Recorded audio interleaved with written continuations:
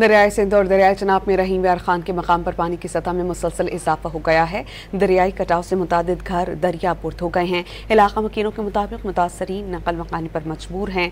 दरियाई कटाव के कई एकड़ पर कमाद और तिल की फसलें ज़ेरे आब आई हैं। रहीम यार खान के मकाम पर दरियाई सिंध और चनाब इकट्ठे होते हैं, जिसके बाइस दरियाई कटाव ज़्यादा है। दरियाई सिंध और दरियाई चनाब में रहीम यार खान के मकाम पर पानी की सतह में मुसलसल इजाफा हो गया है।